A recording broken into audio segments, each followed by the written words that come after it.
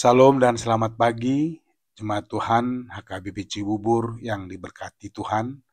Pada hari ini Sabtu 2 November 2024. Sebelum kita menjalani satu hari ini, marilah kita luangkan waktu sejenak untuk mendengarkan firman Tuhan yang akan memberikan semangat baru bagi kita, agar dengan firman-Nya kita diyakinkan menjalani satu hari ini, bahwa Tuhan selalu bersama dengan kita. Bagi Amang dan Inang yang masih dalam keadaan lemah sakit, doa saya lekas sembuh. Tuhan memberkati obat-obatan, makanan, minuman yang kita makan dan minum, dan Tuhan memberikan semangat bagi Amang dan Inang untuk sembuh, dan yakinlah Tuhan pasti menyembuhkanmu. Kita hanya disuruh bersabar dan menanti, sembari berusaha bagaimana kita supaya sehat. Bagi Amang dan Inang yang akan melakukan pekerjaannya ataupun aktivitasnya dalam satu hari ini, apakah pergi ke kantor atau bekerja, berusaha, juga ke pesta, yakinkan bahwa sebelum Amang dan Inang berangkat dari rumah menuju ke tempat yang akan kita tuju, ada Tuhan menyertai Amang dan Inang. Yakinlah, Dia Tuhan adalah Allah yang baik.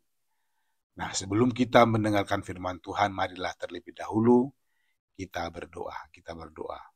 Kasih karunia dan damai sejahtera dari Allah Bapa dan dari anaknya Tuhan Yesus Kristus kiranya menyertai kamu sekalian. Amin. Renungan harian kita sesuai dengan Almanak HKBP tertulis dari kitab Yesaya pasal 50 ayat 4. Dikatakan demikian. Tuhan Allah telah memberikan kepadaku lidah seorang murid, supaya dengan perkataan aku dapat memberi semangat baru kepada orang yang letih lesu. Setiap pagi ia mempertajam pendengaranku untuk mendengar seperti seorang murid. Demikian firman Tuhan. Allah telah memperlengkapi.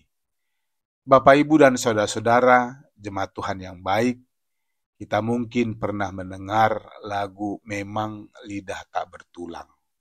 Sebenarnya lagu ini berjudul Tinggi Gunung Seribu Janji, yang dipopulerkan seorang penyanyi legendaris yang bernama lengkap Bobby William Tutupoli, kemudian dikenal dengan nama Bob Tutupoli.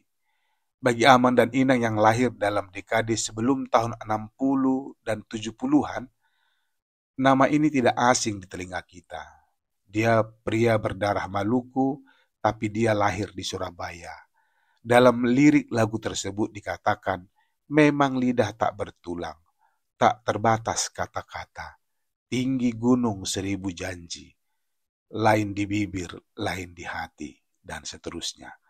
Melalui lirik lagu ini, kita boleh membenarkan sesuatu tentang lidah yang tak bertulang itu, menggambarkan bahwa manusia boleh saja mengatakan sesuatu dari mulut tanpa memikirkan apa dampak dan akibatnya.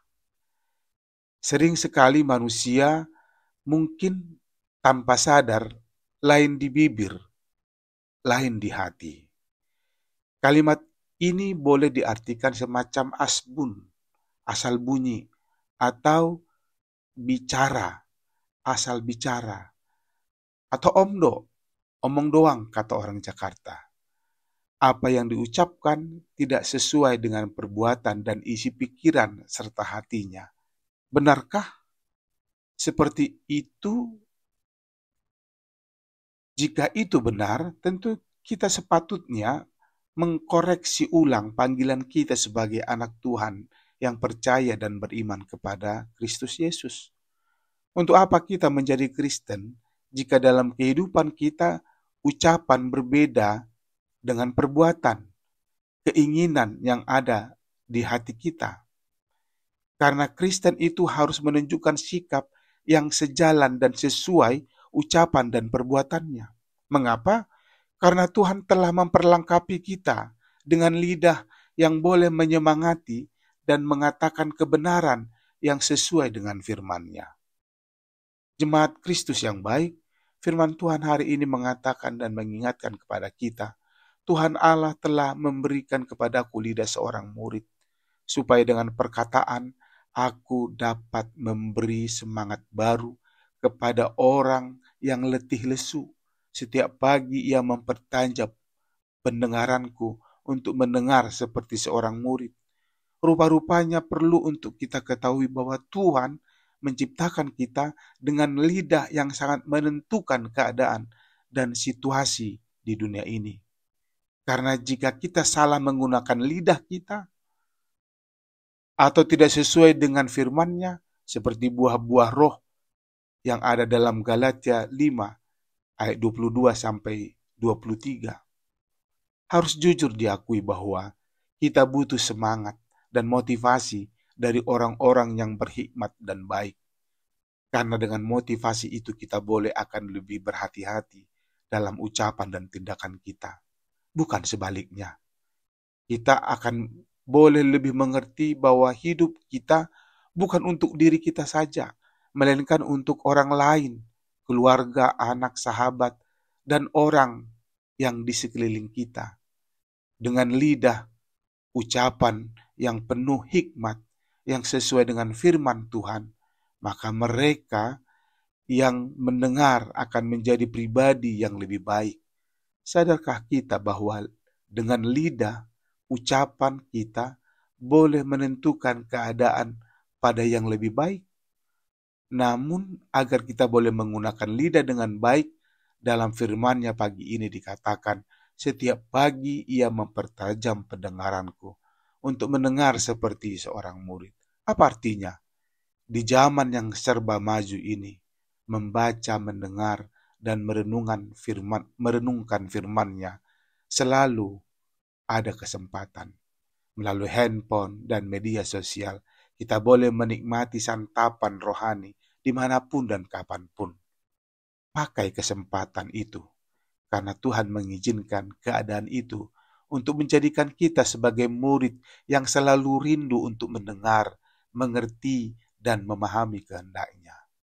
So, Allah telah memperlengkapi semuanya untuk menjadikan kita lebih baik dan menjadi berkat. Ingat, kita diberkati untuk menjadi berkat. Blessed to be a blessing, kata orang Inggris. Amin. Tuhan memberkatimu. Kita berdoa.